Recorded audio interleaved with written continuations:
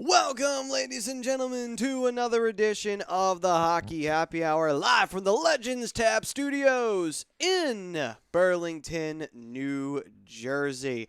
I am Matson Sudi, along, of course, with Rob the Pove Povia, and I'm just fresh off of seeing the Deadpool film, and it was awesome. And also was fresh off of seeing the Flyers get a win on Saturday, which was also equally awesome. And unfortunately, they did take a tough loss to the Montreal Canadiens. But today, producing-wise, we have a special guest. It is not Zach Burr. Actually, it is Frank, the record-breaking mascot / Goodbye Horses Vespi. And sadly, Brian Daly, our Darkwing Duck, is not here today. He's off investigating something, and he'll be back next week. DuckTales. Woohoo! But anyway, this is the Hockey Happy Hour live from the Legends Tab Studios. Rob, how you doing on this Tuesday afternoon? Oh, doing great, man. Doing great. Really excited to talk about Shayne Gostisbehere. Not quite as excited as Ashley Hansen is chiming in on Facebook, where she comments on our link, "Stop. It's too early for me to have a lady ghost boner." Well done. Well very, done. Very true. I mean, the funny part is, though, is that Shayne Gostisbehere, man, he is anyone who ever wants to doubt this guy, anyone who ever wants to say if he's not the real deal, you're lying to yourself. He is the real deal. And we're going to be addressing that because we asked the people out there on Twitter, is he the next NHL Rookie of the Year? Will he be the next to hold up the Calder Trophy? Will he be, or will somebody else? I mean, obviously we brought up Panarin, who could possibly be healthy competition for him. And there are others out there to choose from. But really, after Panarin, I'll be honest with you, Gostisbehere's the only other one, in my honest opinion. You know, don't get me wrong, there's other sensations out there, but I don't know, man. He's the real deal. It's a deep rookie class this year for certain, but Gostisbehere, and granted, in 13 less games than most of these rookies that started the year up with the big club, is really competing with, you know, the likes of Connor McDavid, Jack Eichel, Max Domi, Anthony Duclair out there in Arizona as well. It's definitely a very voluminous rookie class, but if you're coming from the defensive side of the puck and what he's been able to do, you know, both defensively and offensively, I think that combination, no homer involved, you know, I think makes him likely to win the Calder Trophy. We'll get into that later in the show, though. Yeah, of course. But the Flyers getting started here with our review. They get a big win against Toronto that they so desperately needed. They get an OT win at that, so couple of points, even though they gave Toronto a point. But the important thing is that they got 2 points out of it. After coming off of an OT shootout loss, which was complete BS, you know, when you had a game won.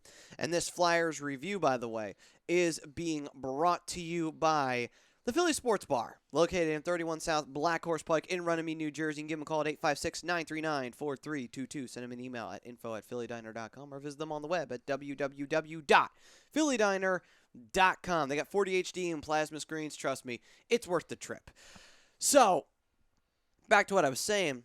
That was a tough loss to just watch because a team that we were going to beat, we had a 2-1 lead on them, and again, the Flyers put themselves in penalty trouble, and they did it against New Jersey. Only difference is the Devils didn't take advantage of it. They just absolutely shat the bed when it came to that because the Flyers beat them 6-3, even though the Flyers were doing everything in their power to lose that game. You know, again, I'll say this 1,000 times. We cannot afford to take dumb penalties, and we did. You're going to get into the box, but you limit it to at least 2 a night, 3 a night max. Don't go out there and take 6 penalties or 5 penalties. That is absolutely disgusting, unacceptable, and they should be ashamed of themselves for the way they lost that game against Montreal. They really should be. Oh, there's no doubt about it.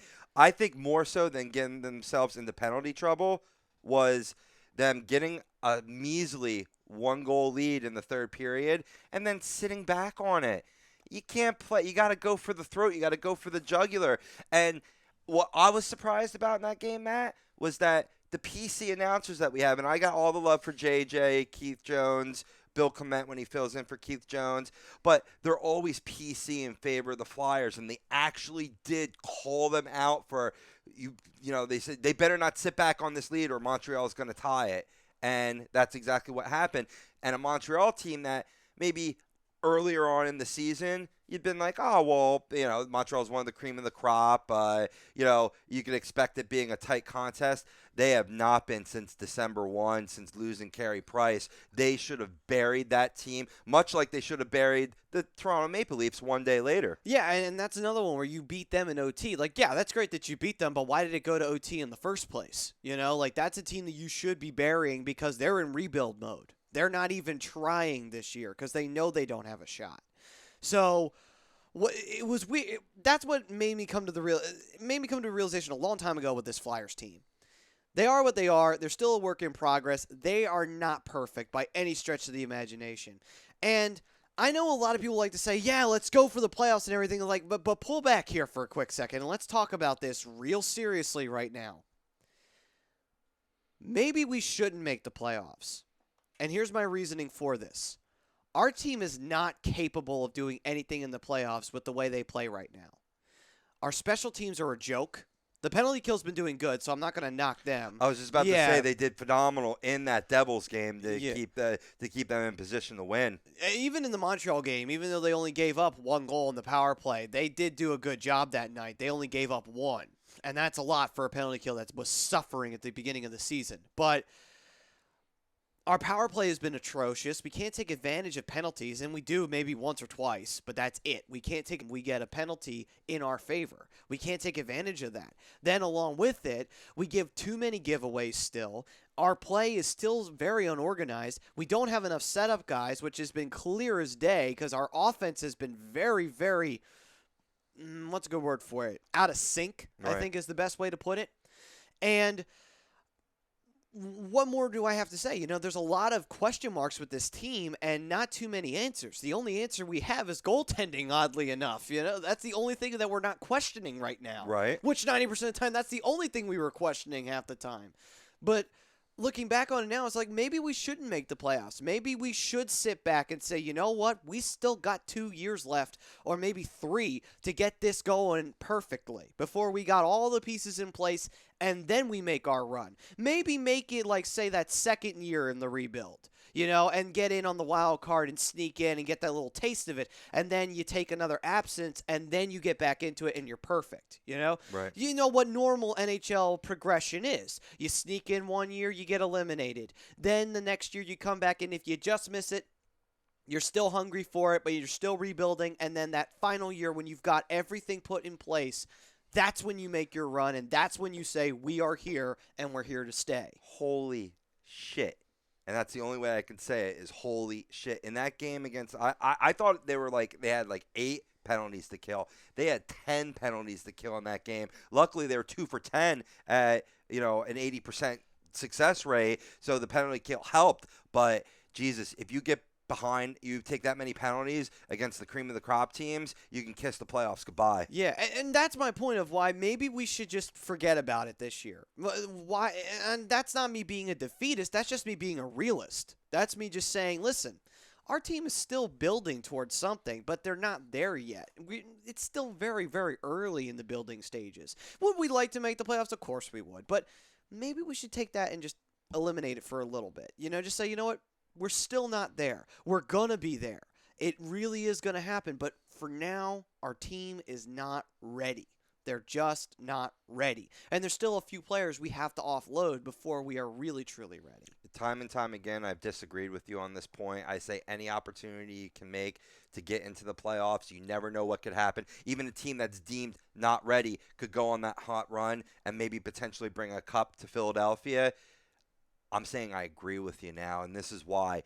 Basically, for the points that you mentioned, right, don't let me take anything away from that, but you got to play for player development more so than actually to creep in, because chances are, even if you were to sneak in this playoff run, are you going to have a healthy Claude Giroux? He was out in the Toronto Maple Leaf game. He's been deemed out tonight against the Carolina Hurricanes, even though the upper body injury, which they're being vague about, let's face facts, it's a mild concussion, is deemed to be not that severe, so he should be, come back. The good news for the Flyers is Sean Couturier it just got confirmed, will be in the lineup tonight. So we'll certainly discuss that when we preview the Hurricanes game later on this evening. But getting back to my main point about making the playoffs, if you don't have your captain, what are you really going to do? You have your captain. Okay, great.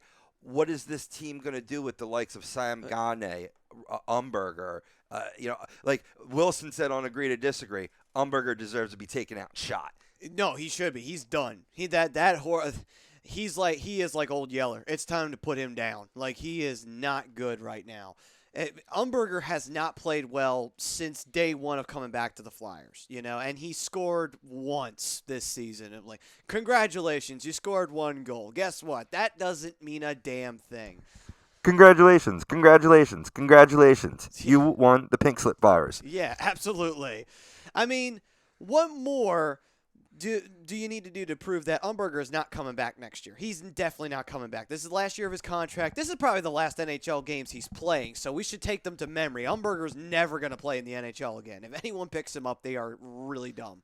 I mean, it's just they really have the lack of mental capacity to run an NHL team if they pick up Umberger. Or they're playing to lose like the Arizona Coyotes are, apparently, according to their GM. Yeah, Did you hear about that, by the way? Oh, yeah, I read all about that, and we'll talk about that in Around the League. Cool. Oh, yeah, cool.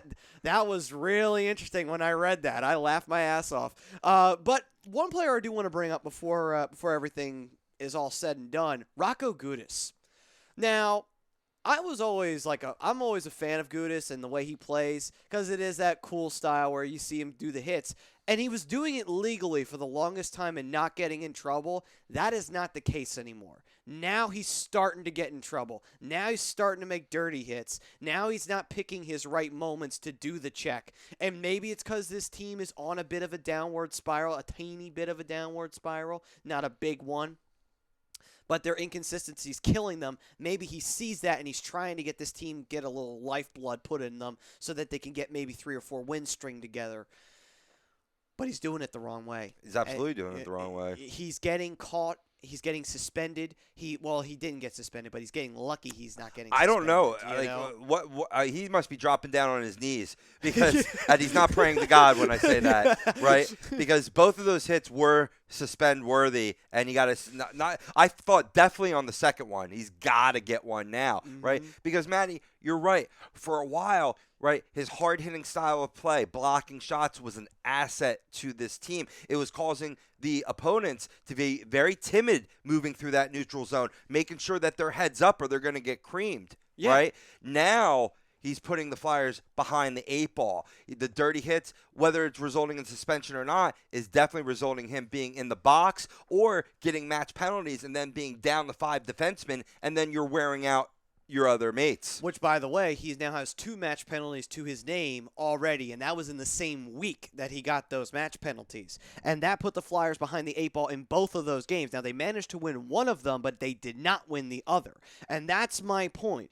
If Gudis is going to start doing this, and he's going to start becoming one of those kind of players, I don't want him on this team.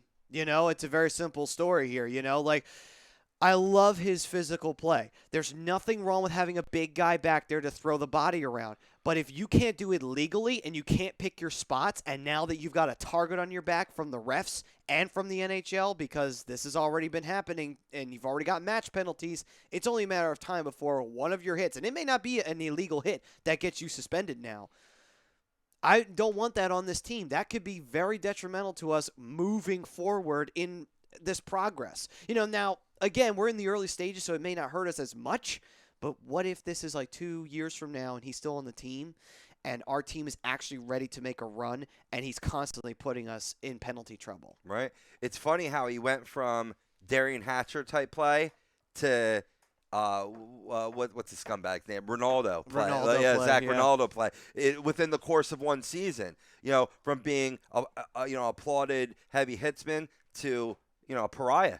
Yeah. of sorts. And speaking of that, another guy, Rafi Torres, is a perfect example of what. Hopefully, that's the measuring stick of what you don't want to become in the NHL. Rafi Torres is the perfect example of an old-time player who cannot change with the times because he's always getting himself in trouble. And we'll talk about him a little bit more and around the league as well, but because Brian Daly did want to talk about this, so we are going to do that, and as well, it was a trade, but Torres.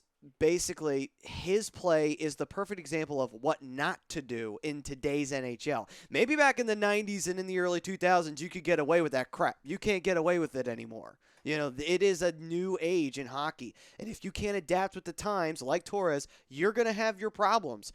I'm not saying Gudis can't, but what I'm saying is that there's a fine line between knowing how to pick your spots and becoming that kind of a dirty player that you don't even want anywhere near your team. You don't even want him in your AHL club.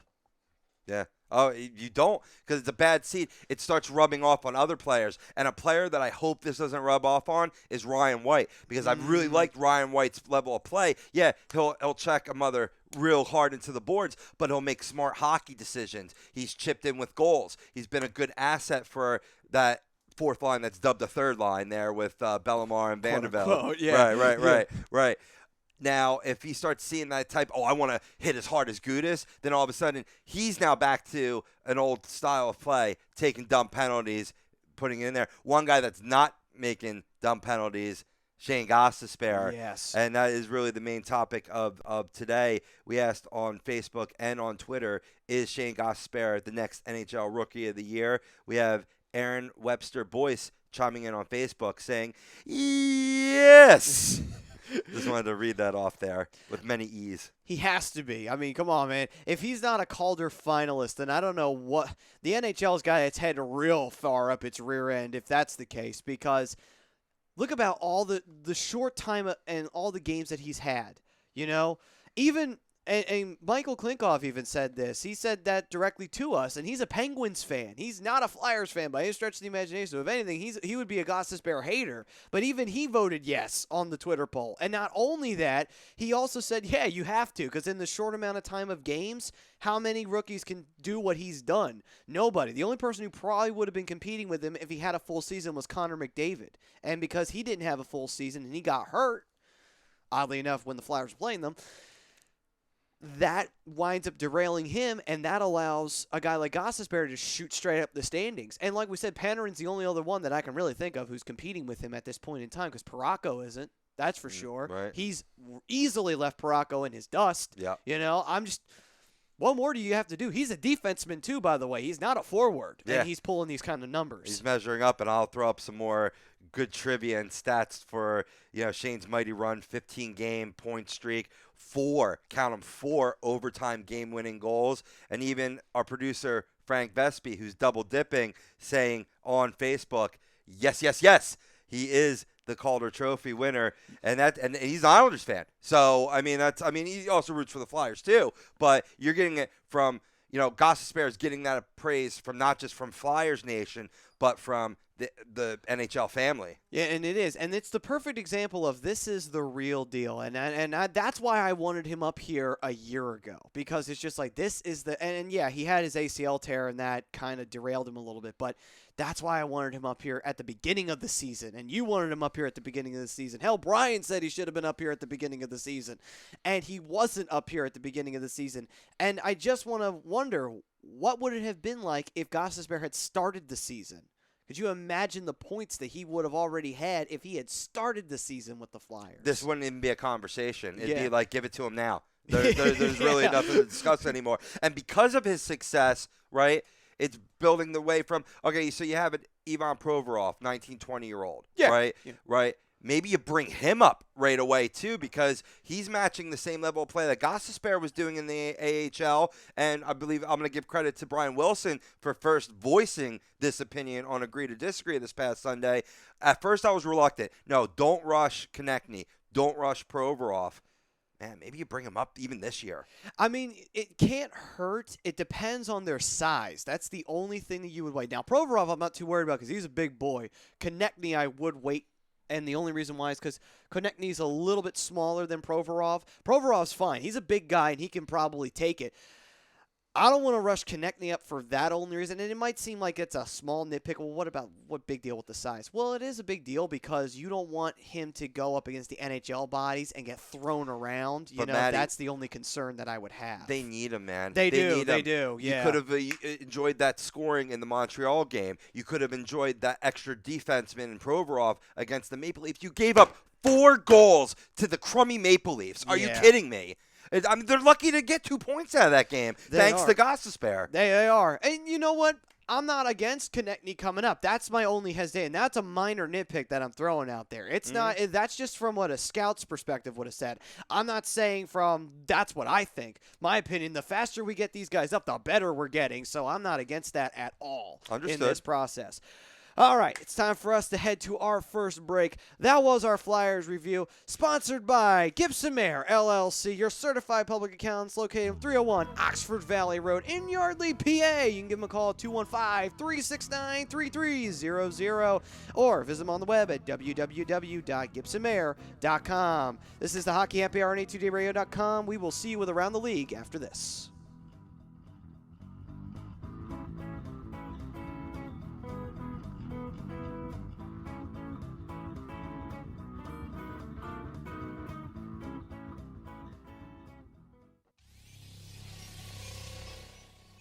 You're listening to the worldwide leader of Real Talk, A2DRadio.com.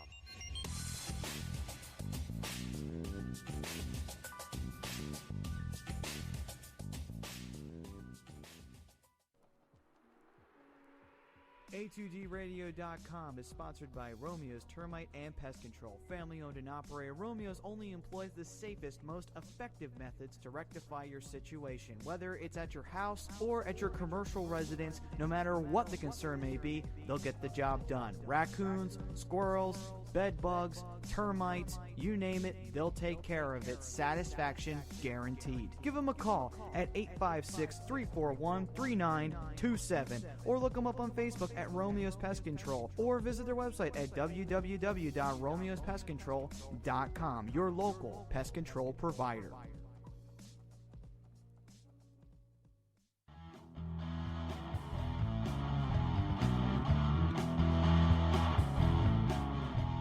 A2DRadio.com is sponsored by Martino Roofing. With more than 15 years of roofing experience, they have all the services that you need, whether it's new construction, tear-offs, replacements, or re-roofs for your residential or commercial business. They will provide a detailed service in a timely and professional manner. So you can give them a call for a free consultation at 609-792-5103. Send them an email at martinoroofing@comcast.net or visit them on the web at www.martinoroofingllc.com. The number again is 609-792-5103. Martino Roofing.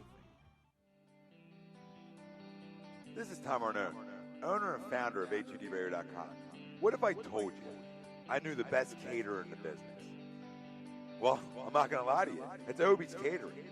You can contact Obie's Catering at cateringbyobie@yahoo.com or give Chris O'Brien a call at 856-534-8410. From graduations to wedding rehearsals to just if you need food cooked in your house. He'll do it all. He's trying to change the world one dish at a time. That's Obie's Catering. Chris O'Brien, 856-534-8410. Tell him Tommy A from A2DRadio.com sent you, and you'll get 20% off.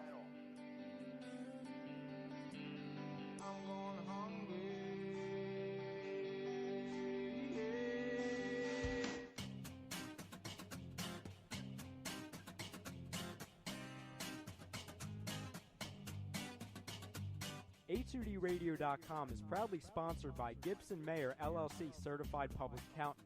Gibson Mayer, located in Yardley, PA, is a leading accounting and business consulting firm with a proven track record of handling critical issues with expertise across many different industries, including construction, distribution, hospitality, manufacturing, real estate, service trades, merchandising, professional services, and professional athletes. Give them a call at 215-369-3300. That's 215-369-3300. Your initial consultation is always free, And if you tell them that Tom and Mike from AM and the PM sent you, you'll receive 15% off all income tax services completed by February 15th. That's Gibson Mayer LLC Certified Public Accountants, 215-369-3300, or visit them on the web at www.gibsonmayer.com. That's gibsonmayer.com.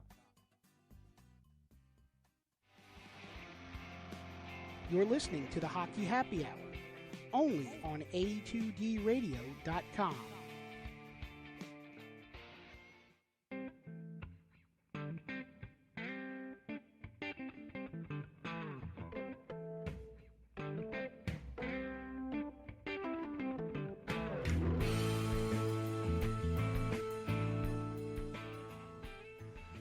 Welcome back, ladies and gentlemen, to the Hockey Happy Hour.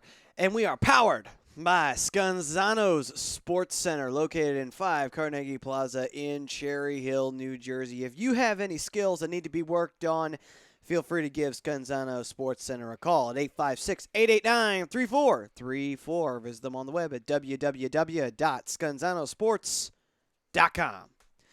So, we've gone through the Flyers review. One thing we did not mention was Steve Mason did go out with a hopefully a minor injury, nothing serious with it, and hopefully he'll be back tonight. There's been no word whether he'll be out or he won't be. We'll find out soon enough if they announce that Michael Neuwirth's starting. We'll see. Maybe I want Neuwirth then, like when we originally had this poll question earlier on in the season, because he was the one responsible for a lot of those goals in the Maple Leafs game, and Neuwirth, still continue to be lights out. I mean, granted, Mason needs to be the man for this team to be successful.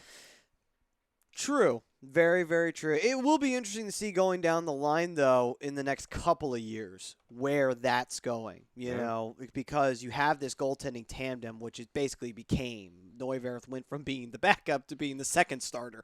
It just wound up happening gradually throughout the rest of the season. Well, let's face facts. I mean, we've gotten more than what we expected when we traded for Steve Mason. All the Flyers gave up was Michael Leighton and I think a pick. Yeah, that's and a conditional pick. So you didn't really give up much to get Mason. And in retrospect, Columbus thought he was done anyway. Right. So, little did they realize he still had something in the tank. We happened to get that. So that was awesome. There's life in these bones. No, but I think this is, I'm starting to see it more and more as a placeholder for Anthony Stolarz. But when are you going to get him in an NHL game? They had an opportunity to do so, and they didn't do it this year. That's what I was wondering when they brought him up in the first place. And then they were going to keep him up for, I believe it was 4 games because Neuwirth was out. Neuwirth was out. Like, big surprise, Neuwirth got hurt, like he always has been. But you bring up Stolarz, and you have opportunities to start him. I would have started him against Buffalo. Why? Because it's Buffalo. There's not much risk with starting Stolarz against a team that is also in rebuild mode right now. You don't start him against Anaheim. You don't start him against Jersey or the Rangers. You just put him against Buffalo. We won that game 5-1 that night anyway. Right. So it would have been perfect for the rookie. That's what I was thinking anyway when they absolutely annihilated the Sabres. I was thinking, man, if they had started Stolarz, that would have been great for the kid's confidence. He would have gotten an NHL victory to his name, and the Flyers would have dominated the other team down at the other end. Now, would it have been great training for future reference? Absolutely not, because, most of the time NHL teams do better than that. But still, it would have been great just to get the kid started in the right direction. But, again, that's a missed opportunity there where I think, I like Haxtell, and I really think he's a good coach, but sometimes I question why he doesn't start people at the right moments, where he picks the moments for them to go. That's the only thing I'm really questioning right now. It's like, you got spots with these guys, and that would have been a perfect spot for him. Well, he's still learning. I mean, he's coming from the NCAA level to the NHL level. That's something that you less worry about in the college level. Yeah. And that's more. It's a fine art to get there, and he'll get there. Yeah. If that's the only point he needs to pick up, watch a guy like Joel Quenneville, and you'll learn all that you need to know. Mm-hmm. Now, I think what the Flyers' theory is on Stolarz is they want to see him have consistent success at the AHL level before they bring him in the NHL, and he has been up and down. Let's face facts. For as phenomenal of an athlete as he is, it hasn't been all peaches and cream. But I know Ron Hextall loves him. He reminds him a lot of himself. Big goaltender, 6'6", fiery temper. He'll throw the gloves off a little bit or what have you. But if that's the case, then why aren't you bringing up LeBarber there instead of Stolarz and keeping him in that consistent role then? That's why it confused me, and that's what threw me for a loop there when you didn't bring up LeBarber, because LeBarber is just basically your third string goalie. That's the only reason he's here. He's not here for any other reason. Yeah. So, but moving on. We're going to get off the Flyers for a quick sec. Time to go around the league. And we're going to... All of our other NHL fans out there that are tuning in today. Yeah, we give give love to the whole NHL people. Yes, it's not just Flyers. It's just mostly Flyers. It's just mostly Flyers because that's all that matters. But we're going to get into real fast before we talk about some trading. We're going to talk about Arizona Coyotes GM and how much of an idiot this guy really is. And for those who don't know, it is Don Maloney, who is the GM of the Arizona Coyotes. You said that very, very Vince McMahon, like the GM. Yeah. Because I was just trying to be facetious about being a GM, because we all know he's not really a GM. And he proved it beyond a shadow of a doubt, because in an interview, he basically, in no other certain terms, gave away that the team was on purposely tanking the season. In a certain number of words, he said that. Yeah. How? He didn't even ask. The reporter didn't even ask a question directly related to that. He asked them, like, what is the prospectus on Max Domi? Something like that, right? And he just spun it right into, well, we're giving the kids a chance to play here because, if we're going to be bad, let's be really bad, because there's a lot of benefits to being bad.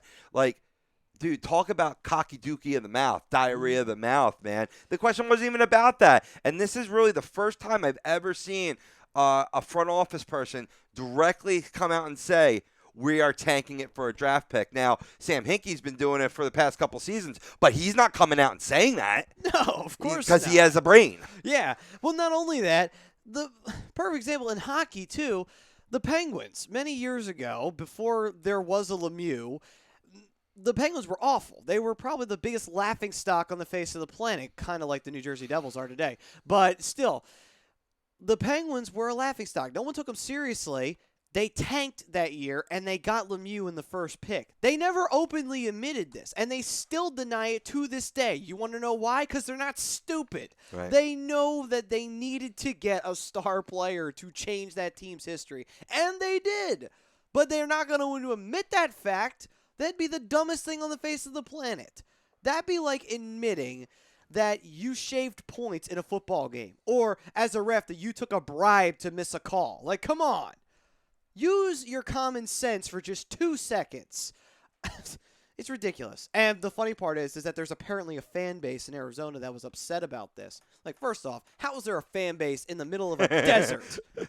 I call it fraudulent. I call frauds on all over that. You guys aren't even from Arizona. You guys probably vacation in Arizona. I like to call them sympathy fans. You know what? You're probably right on that. You're probably right. Sympathy for the fact that organization is a complete disgusting walk of life that is an abomination. It should have been shot years ago. But anyway. Tell them how you really feel. It should have been put back up in Winnipeg, but oh well, we got a team there now with that lovely piece of crap Dustin Bufflin running around. But anyway, moving on. All right, how much time we got left? All right, cool. So before we go to break, any loose ends you want to tie up here for Around the League, Rob? Yeah, man. There was a couple of notable goals since we've last been on the air, and I definitely want to give some love to Alex Ovechkin, who put up a hat trick in the second period last Thursday to move past John Bellevue on the NHL all-time goals list. He just continues to skyrocket up the charts. Ovechkin having a phenomenal year. Not many players can really say how many 50 goal seasons in a row as Alex Ovechkin has, and this year should be no different. That is actually a big deal, right, man? He is on fire. He is really on fire. Absolutely. Another notable goal, Panthers forward Jaromir Jagr, the ageless one, scored number 741 this past Saturday to tie Brett Hull for third place on the all-time list. Wow. Yeah. I mean, he won't catch Gretzky, but he'll be number 2 by the time he calls it a career. Do you agree? Oh, yeah. It's very easy to see that. I mean, the guy is just phenomenal. I mean, you want to see history and you want to see legendary, all you got to do is look towards Yager. He's the perfect example of legendary. You'll never see a player like him ever again. We're basically living in an era of another Gordie Howe. Right. We just don't even realize it. Yeah. That's the truth. People better start, man, because you're watching definitely a future Hall of Famer. Speaking of a team that's had plenty of Hall of Famers, the Chicago Blackhawks it was announced last week, will host the 2017 NHL Draft at the United Center. So that's all good for you Blackhawk fans. You can go out and, boo or yell for your favorite player getting drafted. And one last news, and actually, I'll save that for the other side. All right, then. Well, first we're going to take a quick break for station identification. You are listening to the Hockey Happy Hour on A2DRadio.com.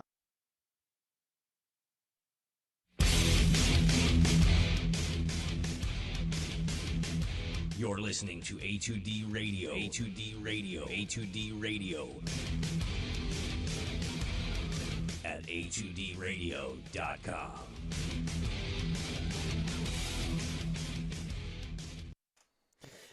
All right.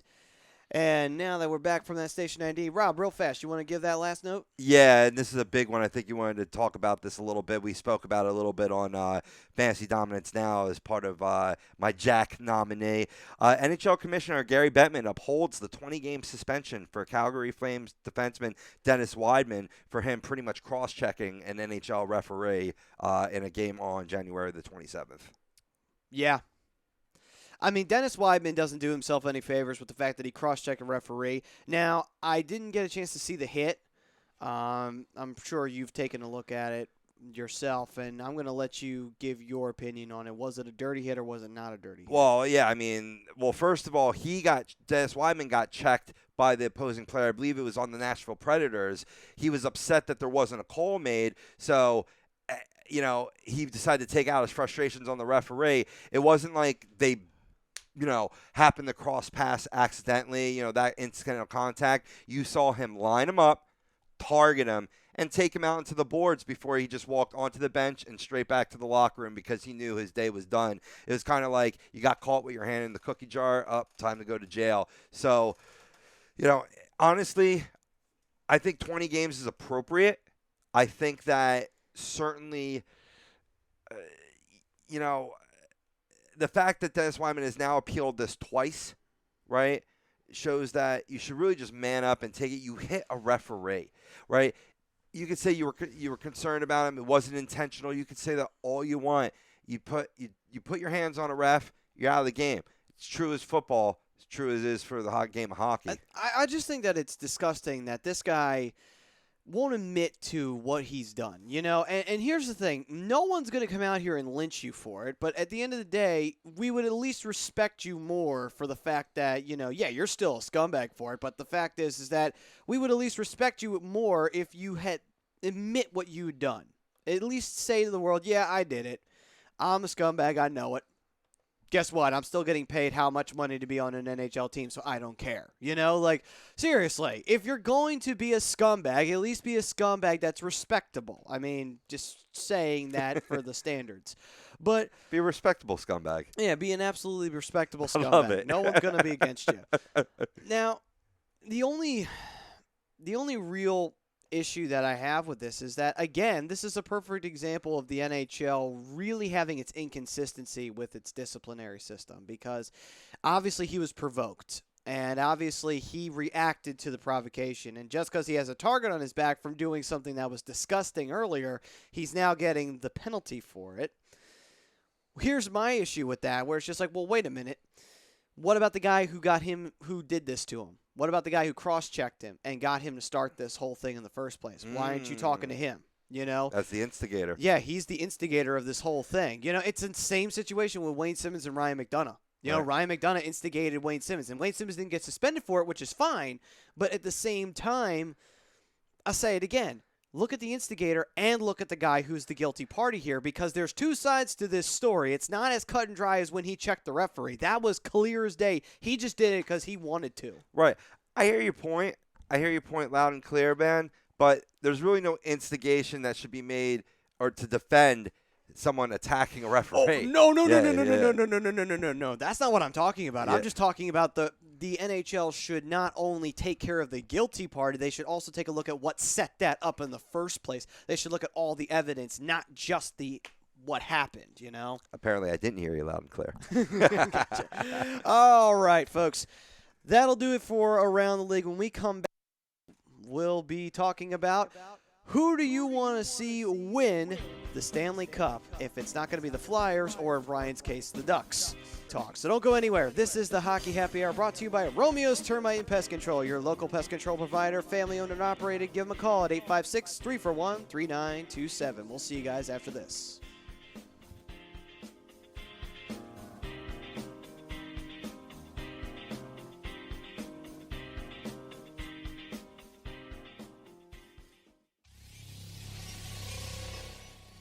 You're listening to the worldwide leader of Real Talk, A2DRadio.com.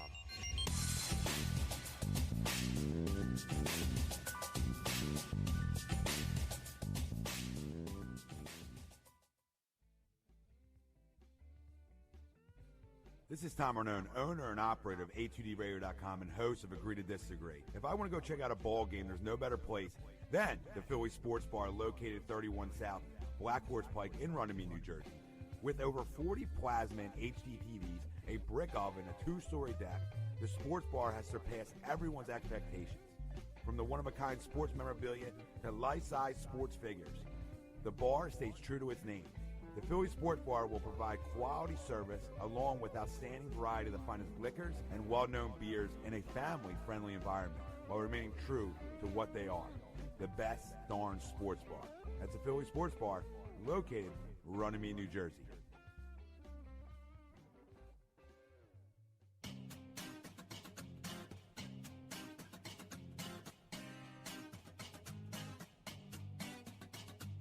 A2DRadio.com is proudly sponsored by Gibson Mayer LLC Certified Public Accountants. Gibson Mayer, located in Yardley, PA, is a leading accounting and business consulting firm with a proven track record of handling critical issues with expertise across many different industries, including construction, distribution, hospitality, manufacturing, real estate, service trades, merchandising, professional services, and professional athletes. Give them a call at 215-369-3300. That's 215-369-3300. Your initial consultation is always free, and if you tell them that Tom and Mike from AM and the PM sent you, you'll receive 15% off all income tax services completed by February 15th.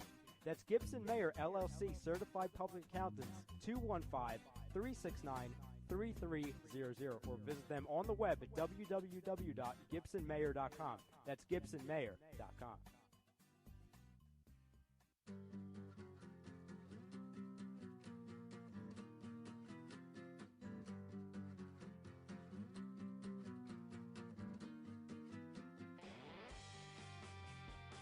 Hey guys, Rob Povia here from Fantasy Dominance Now in the Hockey Happy Hour with a quick question. Are you in need of a professional home improvement? Then contact Harry's Contracting, 609-638-6336. That's 609-638-6336. No job too big, no job too small. The owner, Harry Ernst, is a fully licensed general contractor. Tile work, bathroom and kitchen remodeling, and just about everything else. No matter what you need, Harry will leave your home looking as beautiful as ever. Harry's Contracting offers free estimates, and if you mention A2D Radio during the estimate, Harry will give you 15% off the quote. Give him the job, tack on another 5% for a total of 20% savings off his already insane low prices. So contact Harry's Contracting today, 609-638-6336, or email Harry's Contracting Improvements at gmail.com. Harry's Contracting, insane home improvements.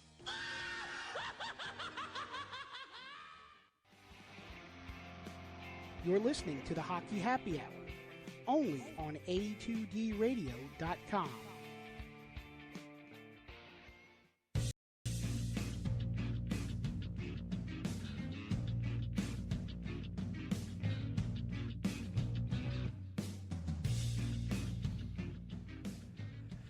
Welcome back, ladies and gentlemen, to the Hockey Happy Hour, sponsored by Martino Roofing. More than 15 years of roofing experience, proudly serving Sewell, New Jersey, as well as the rest of the South Jersey area and Pennsylvania and Delaware. Give them a call at 609-792-5103. Send them an email at martinoroofing@comcast.net or visit them on the web at www.martinoroofingllc.com.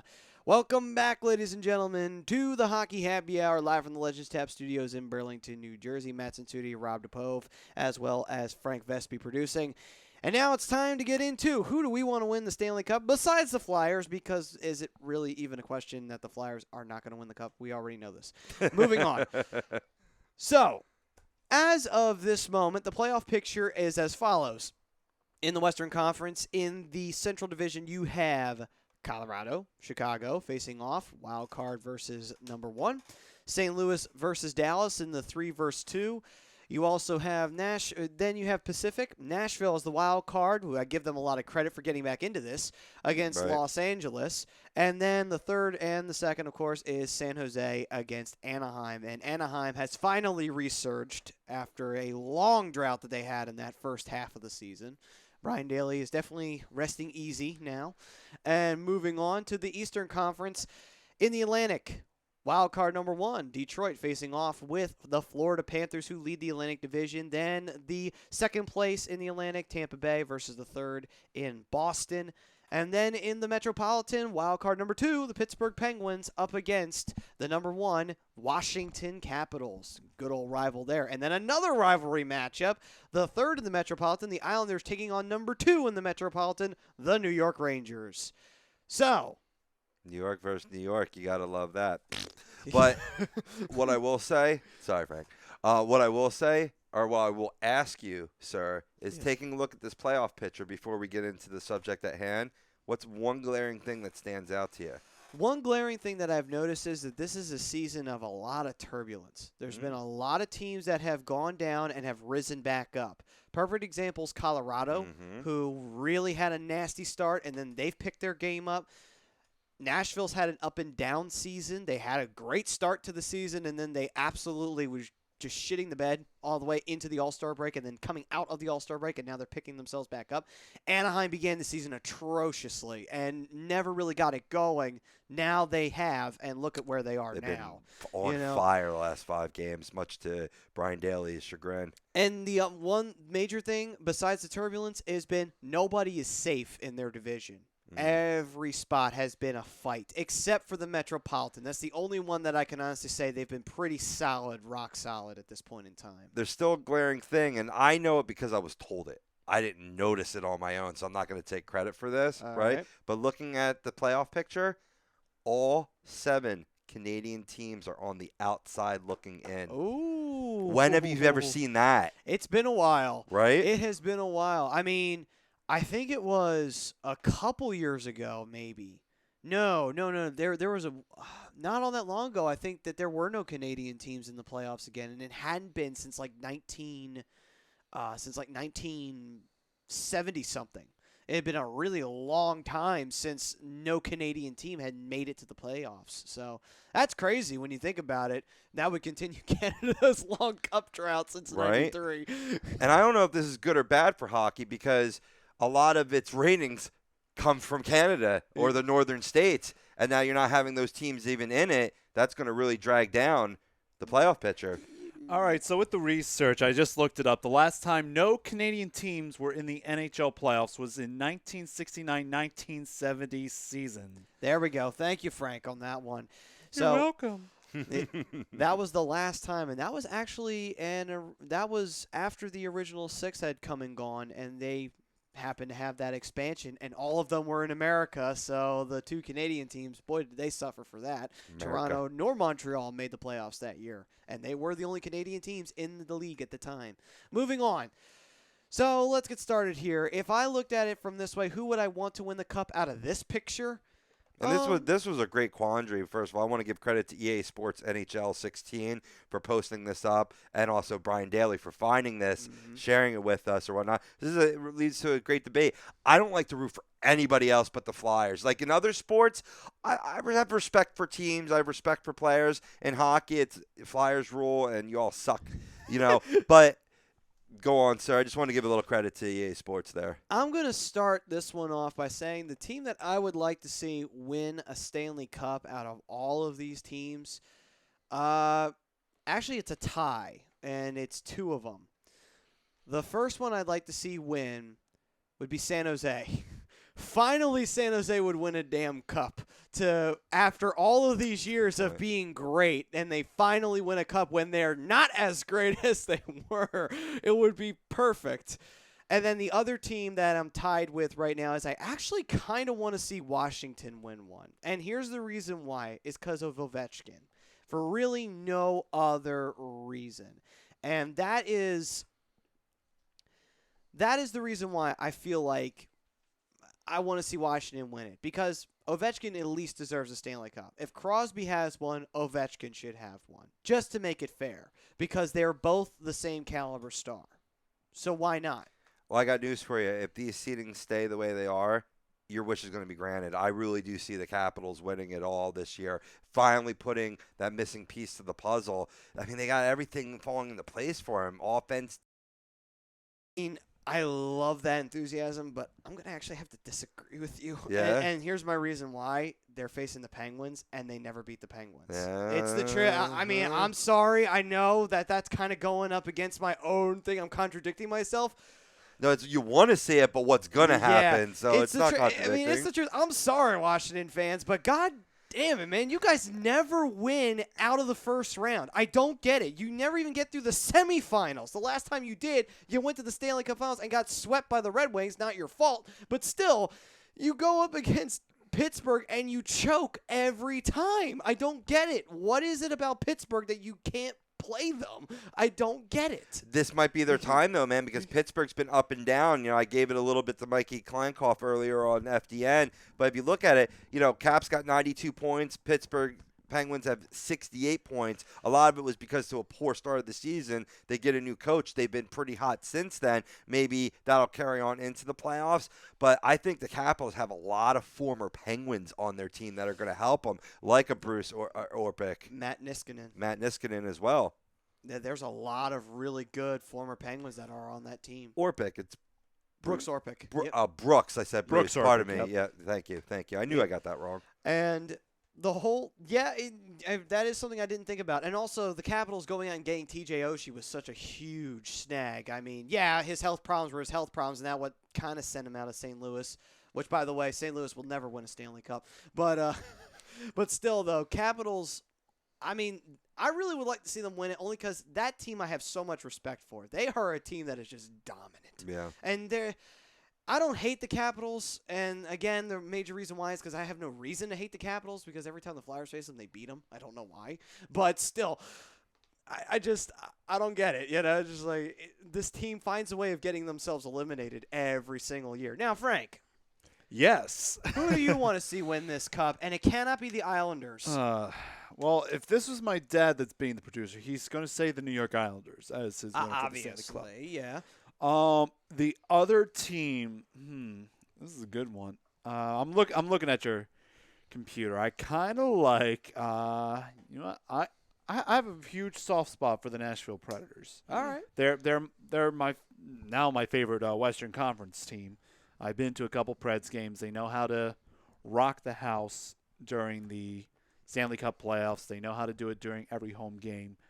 You know, I gotta give it to the Preds, but Plus, they got Lavi. they got Lobby. Yeah, too. It'd be nice to see him. Well, no, I mean, he won one with Carolina, so it's not like he hasn't won one at all. Yeah, but- Lavi won one with Carolina.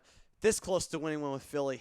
Yes. Damn, it's so close. But the anyway. one A sea team, hair away. Yeah. but the one team I really want to see lift up that cup, Washington. Yeah? Yeah. Interesting. 2 for Washington. Okay. Well, I think it's time, you know? Yeah. Like, I mean, come on, man. It's now or never for you guys. You know? Like, seriously. This team is more capable of winning a cup than the team that actually made the Stanley Cup Finals way back in '98. Oh, yeah. I mean, on paper, you look at it. What did the Capitals have back then besides Peter Bondra and Oli Kolzig? They didn't really have much else. And Dale Jaromir Hunter. Jagr. I think that was before Yager went there. A little bit before Yager, I think, got there. I think Yager went the next year after that. Well, I mean, but still, your points are sound, guys. Your definitely points are sound in terms of why. I'm just surprised in terms of this is like a subjective opinion. Like, who do you want to root for? Who do you want to see? And I always find it odd when a Philadelphia fan is rooting for a Washington team to get there, a team that's in the same division, Metropolitan, but I'm not busting balls there. I get it. And I'm not saying I disagree with you. If I'm looking at all the teams in the Eastern Conference, the only other team that I could see maybe I'd root for winning the Cup would be Florida for Yager. Yeah. That's about it. Yeah, that's it. Yeah. I mean, not that I would like to see another Cup go to Florida, but, it would be cool to see Yager at least win one. If the Panthers win a Stanley Cup, then hell has officially frozen over, and Gary Bettman is laughing uproariously in his fancy condo apartment or with his pitchfork and devil horns. Yeah. And there's frozen rats everywhere. Right. But yeah, that's my pick. So I got the Capitals and the San Jose Sharks. Rob, who do you have? I'm going to say I'm not going to say Florida or Washington. I'm going to go with one, and I'm going to go with the Dallas Stars. And I'll tell you why. They're a young, up-and-coming team. You can say, well, there'll be plenty of opportunities to be there. I just like the dynamic of the team. I'm a huge Tyler Seguin fan. I love the Bens there. Even Lennon. It'd be good to see him have success. And you know why. Yeah, I know exactly why. Yeah. But, I mean, Nashville, I wouldn't mind seeing that for Lobby's sake or whatever. But if I had to pick one team to win the Stanley Cup that I'd be rooting for, it'd be the Dallas Stars, because that way they can beat the Blues, who I despise with a passion. They can go on and beat the Blackhawks, who I despise even more. Hold on. I understand the Blackhawks hate, but why do you hate the Blues? Ken Hitchcock, a big thing. Okay. I kind of feel like he sold out the Flyers when he went to the Blues. He really disparaged the organization in comparison to the wonders that the St. Louis Blues were doing for him. And once you're not wearing a Flyers, affiliation or sweater or whatever, you're dead to me. Well, the funny part is, though, is that actually... And they're St. Louis. Yeah, that's true. I hate the Cardinals. I hate the Rams so much that they moved to L.A. That's true. That's true. Well, now you're going to hate the Los Angeles Rams. But anyway, still, I get it, because that St. Louis hatred kind of just it goes over all the sports in St. Louis. I get it now. And that's understandable with the baseball hatred, because I think everybody who's in the NL hates the St. Louis Cardinals. If they had a basketball team, I'd hate them too, and I don't even care about basketball. Well, it's either you hate the St. Louis Cardinals in the NL, or you hate the Atlanta Braves in the NL. You hate either one of them, and you hate them the most. See, I don't have a problem with the Blues. I think they have a pretty cool name, the Blues. I love the note logo. There's something about the Blues that I like. Here's the funny thing, though, about that. But screw the Cardinals. They were the very first team that made it out of the original expansion, to the Stanley Cup Finals, and they made it 3 straight times. They're still the only team out of that original expansion that has not won a Stanley Cup out of that entire thing. And I just figured that out literally a few weeks ago, and I thought, what rock was I living under when I figured it out? But I started realizing, wow, the Flyers have 2, the Penguins have 3, the Dallas Stars have 1. They were the North Stars when they came in, and the Seals aren't around no more, so they don't count. And the Kings have 2. So you're like, wow, the Blues are the only one left of that original expansion who don't have one. Screw them. Another year that they don't win it, because it's good for sports. When you have that team that hasn't won it ever, or not in a while, like the Chicago Cubs, formerly the Boston Red Sox, that allure, that sense of a curse is just great for the mystique of the sport. That's just crazy. That'd be another 80 years. Well, their long hatred of being owned by the Blackhawks, because they were actually owned by the Blackhawks at one point in time. That's always a fun rivalry to say, which actually makes me wonder, I would like to see the St. Louis Blues actually get through Dallas. Don't hate me for that. And have them face off with Chicago in the semifinals, just to see what would happen between the two teams and watch Chicago win again. Because that would basically be what happens. Chicago beats St. Louis and moves on to the next round. That's always what happens. Like Washington with Pittsburgh. Pittsburgh beats Washington and moves on to the next round. But anyway, so that's who we want to see win the Stanley Cup. Final roundabout, I wanted either the Sharks, because they're my backup team if the Flyers don't make it, which they probably won't this year, and Then I have the Capitals just because Oh. it's time. It really is. It is time for them to win a damn Stanley Cup. I gotta throw this up here, man. Actually, Doug's brother David chimes in listening to today's Hockey Happy Hour. When I mentioned Tyler Seguin, he throws up this picture at me. And in case y'all, well, obviously you can't see what I'm pointing out to. It was a meme. It's not what I think what the sign said was "Happy Birthday, Tyler Seguin," but it was two girls saying that they sucked on something below the waist back in high school. We'll just leave it at that. I don't think that was vague enough. Having hot dogs and not chewing. We'll leave it at that. Did they have mustard or ketchup with it afterwards? is the Yes. real question. Mayonnaise. Oh, okay, I see. All right, they were probably French. But anyway, moving on. So, after the break, we'll be talking about the rookies and the Calder Trophy. We promise we'll get to that, and then we will ask the question of the day, will the Flyers still make it? And we'll also have the answer to our Twitter poll question. But you are listening to the Hockey Happy Hour here on A2DRadio.com, sponsored by Legends Tap, the best pizza this side of the Delaware, located right around the corner in 318 High Street in Burlington, New Jersey. Give them a call at 609-386-3001 or follow them on Facebook at Legends Tap. We will see you guys after this.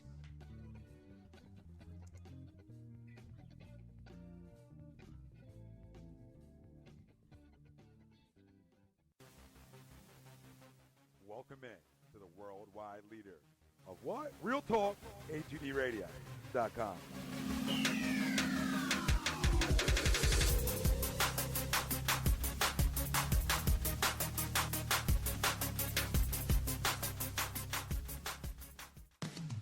This is Head, your dude with the tunes from A to Z classic rock. When I'm hungry and in the mood for pizza or killer sandwich, I head to Legends Tap, located at 318 High Street in Burlington, New Jersey. Pleasant atmosphere, delicious pizza, kickin' sandwiches, great iced tea, soda, or if you prefer an adult beverage, they have that also. 318 High Street, Burlington, New Jersey, Legends Tap, the best pizza this side of the Delaware. Hey, if you're interested in buying, selling, or renting a house, call Kingsgate Realty at 856-931-1200. Ask for Patrick Bochicchio or visit their website at kingsgatere.com, located at 57 West Kings Highway, Mount Ephraim, New Jersey.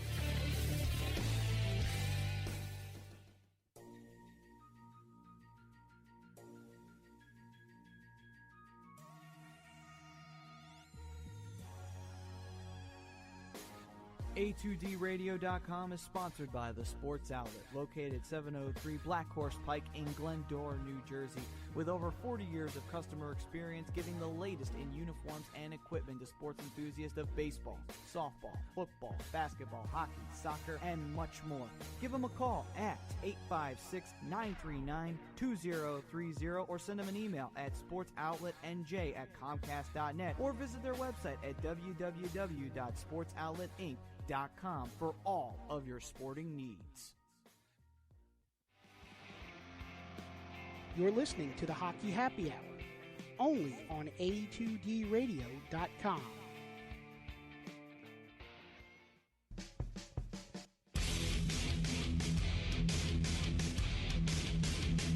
You're listening to A2D Radio. A2D Radio. A2D Radio.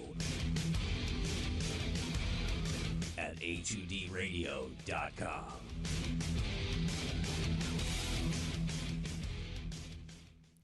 Welcome back, ladies and gentlemen, to the Hockey Happy Hour, live from the Legends Tap Studios in Burlington, New Jersey. And we were about to talk some Calder Trophy, but before we get into that, speaking of the Calder Trophy, we asked all of the fans out there, including the fellow A2D radio men, is Shayne Gostisbehere the next NHL Rookie of the Year? Rob, what was our Twitter poll results? With an overwhelming 83%, yes, he will be the NHL Rookie of the Year, winning the Calder Trophy, and that's, I'm talking out of 29 votes. That's, it's pretty commanding lead. I mean, you're going to get that a lot from the Philadelphia area, siding with Gostisbehere, and we'll see if it's we'll dive into the stats and really see if this claim's legitimate. I mean, I agree with it. I voted yes. I voted for legitimate reasons, as many of you did. So thank you very much for voting for our poll, which was brought to you by Harry's Contracting. For professional home improvement, give Harry Ernst a call, 609-638-6336. Email Harry's Contracting Improvements at gmail.com. All right, now it's time to talk about the Calder Trophy Talk, and that will be brought to you by Obie's Catering, changing the world one dish at a time. You contact Chris O'Brien at 856-534-8410. Send him an email at cateringbyobie@yahoo.com and tell him that Tom Arnone sent you. You get 20% off, and follow him on Facebook at Catering by OB. So now let's talk about the leading NHL rookies right now. And from what I'm seeing here, though, and this is crazy, all of the leaders in the stat points is either Artemi Panarin of the Chicago Blackhawks, Dylan Larkin of the Detroit Red Wings, or John Gibson in the goaltending margin, and Connor Hellebuyck. I think that's how you say that. Hell of a good goaltender. Yeah. That's what we're just going to call him. No, you know what? There's actually, I think they have pronunciation cues here on the NHL. And you know website, this is a hard name when the hockey professor can't pronounce it. I believe it's Hellebuck. I think you just pronounce Oh, okay. I'm thinking, all right. That was my downfall. I overthought it. Because most hockey names, they're very confusing, and they're supposed to sound very weird. It's supposed to sound like Hellebuyck or Hellebuyck or Hell About It. I don't care, or Give a Damn About It. I don't give a crap. Dude, Anyway. I've as you know, I've been in your shoes many a times. I still can't say Dustin Byfuglien's. Hey, look at that. You said it right that time. That's great. I'm always saying Byfuglien. Buffoon. Well, he is a buffoon. But anyway, that's a different story for a different time. Chimpanzee. Okay, let the FCC come knocking on our door for that one. But anyway, we'll move on. Before they get here, let's talk about the Rookie of the Year and the Calder Trophy Talk. And the one thing that I've noticed is that it's either Artemi Panarin, who's from Russia, or Americans who are leading the rookies. No Canadians are right now. I'm a little shocked by that because Gibson's American, Hellebuck is American, and so's Dylan Larkin. That is crazy. Yep. Boy, you talk about changing of the sport, changing the guard right there. Wow. But I think a Canadian certainly would have been in this mix, and that's one Connor McDavid if he didn't have the broken collarbone. Yeah. He only played 23 games, still has 27 points, which is good for 11th among rookies. I think he would have been in this discussion, but, that's part of the game. He didn't hold up. Let's face facts. You gotta love this cream of the crop. A guy we're not even talking about right now, Sam Reinhart. Yeah. The Buffalo Sabres has 18 goals on the season, which is third best. Yeah, I believe third best. Sam Reinhart, I've got here at 8th best. Sam Reinhart. Amongst rookies? Yes. He's got 27 points with 18 goals and 9 assists. Are you looking at the goaltending lead or the points I lead? was just speaking purely for goals. You got okay, Panarin at number 1, Larkin number 2 at 19, Sam Reinhart at 18. But, I mean, he's getting overshadowed a lot by the other phenom that came up this year, Jack Eichel, who has put up more points, one less goal. But one thing I see about these two guys that might hurt either one of their chances, specifically Jack Eichel, has a glaring -13 plus or minus rating. That is crazy. But I think that's more of a detriment for the team that he's on than necessarily the player because he's on the Sabres, for God's sakes. The poor guy's already on the Sabres. It's bad enough for him already. But I agree with you, and I think it is a reflection of the team, but also dumb rookie giveaways adds towards giving up goals like that. Someone that out of this rookie crop, besides Gostisbehere, that really takes care of the puck, Dylan Larkin, on the other hand, a +21, and the Detroit Red Wings are not a phenomenal defensive team. No, and their statistics prove it, as well as their season has been proving it time and time again. Now, looking at this, though, and I'm just going to go through the top 5 here because Gostisbehere's in the top 5. Artemi Panarin's got number 1, obviously, with 57 points, 22 goals, 35 assists. Jack Eichel is number 2 with 41, 17 goals, 24 assists. Dylan Larkin is, Max Domi is at 3 with 17 goals, 24 assists with 41 points. He's basically tied with Jack Eichel. Number 4 is Dylan Larkin with 19 goals, 20 assists, 39 points. And then Shayne Gostisbehere is 5th with 12 goals, 22 assists with 34 points in only 40 games played, next to Larkin, Domi, Eichel, and Panarin, and they played at least 60 games or 59 or 58 games. Right. That's crazy. And not only that, they're all forwards, and Right. Gostisbehere's a defenseman. Right, a defenseman that only played 40 games, right? So, granted, he's going to have a little lagging in, the points, assists, naturally as being a defenseman, then playing less games. One thing that supports our argument, or at least I'll speak personally, my argument for why Shayne Gostisbehere deserves this award, 18 power play points, with 6 of them being goals, and 4 game-winning overtime goals. Talk about a clutch player that's good with the puck. He doesn't sacrifice the defensive side for the offensive side. And have you seen, maybe minus Domi or Panarin, right? The moves that he makes. You sometimes forget that Gostisbehere's on skates because he makes cuts like a basketball player. He does. He really does. It's sick. I still remember the day he scored his first goal with the OT winner, and he just did that beautiful little skate around. He just absolutely he stripped the dude naked, and he wound up scoring. Yeah, I know. Frank gave me a weird look on that. Completely stripped the guy and then just turned around and scored beautifully. I was like, how do you do that? Like, beyond belief, he's got great backward skating skills, obviously, to be able to pull off the moves that he pulls off. Not only that, he could skate and speed up when he needs to. The guy just has it all. And think about this. There are only 2 guys with more game-winning goals as rookies. That's Dylan Larkin and Artemi Panarin, and they're no surprise there. Power play goals-wise and power play points-wise, there is basically nobody better than him. He is number 1 in rookies with power play points right now. Makes sense to me. So that alone, from the 2 statistics that you just brought up, that even says more about this guy. That he's got 4 game-winning goals. There's only 2 guys ahead of him, and they're the 2 obvious leaders. And then you've got power play points. He has the most in that, and he has less games played. Now, again, the Flyers are they get a lot more of the penalties flying around, but still. Point is, though, is that this guy is only been here for 40 games, and he's made this kind of a statement. The only person who's like in a lower range are the ones who are playing in the 20 margin, or Connor McDavid, who only played a handful of games because of his injury. Right. This is all truth, man, that you speak. Now, my question to you, Maddie, right? Does Gostisbehere have a chance to reach 20 goals by the end of the season? He does. Yeah. I think he honestly does. I think he can reach 20 goals by the end of the year. I think that he could very easily do that. Not only that, I think he could probably reach at least 4 or 5 more assists by the end of the year, because he's just that phenomenal of a player, and the Flyers are going to give him his opportunities. Because if he can get to 20 goals, I think that's what decides that it's got to be Shayne Gostisbehere. 20 goals as a defenseman. It's going to be tough. At this point, he's got 12 goals. There's roughly, 20 games left in the season, 21, 22 games left in the season. So 8 goals in for a forward in that span isn't out of the range for a defenseman. But the way he's scoring out a clip, who knows? But just to put that in perspective, people, right? The first Flyers defenseman to score 20 goals in a season, do you know who it is, Maddie? No, actually, I don't. It's a rare name. I'll give you a clue, though.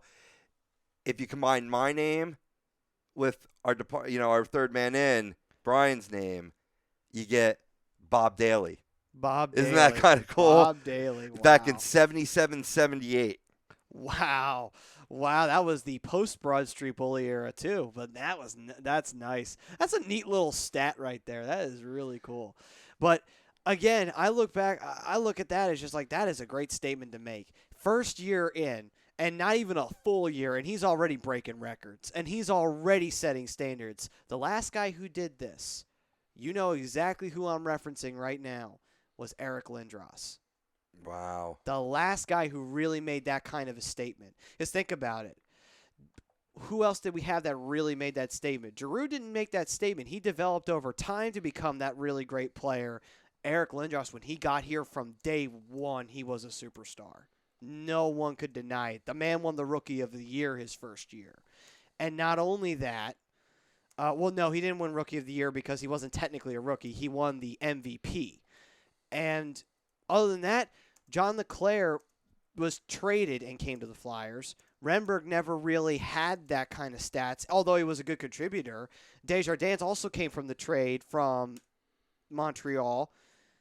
Keith Primo wasn't much of a goal scorer, and Mike Richards was a good player, but he wasn't that kind of a player. He wasn't scoring up a storm like Eric Lindros was, you know? Right. So my point, and Chris Pronger was, you know, he was a great player, but Chris Pronger was Chris Pronger, you know?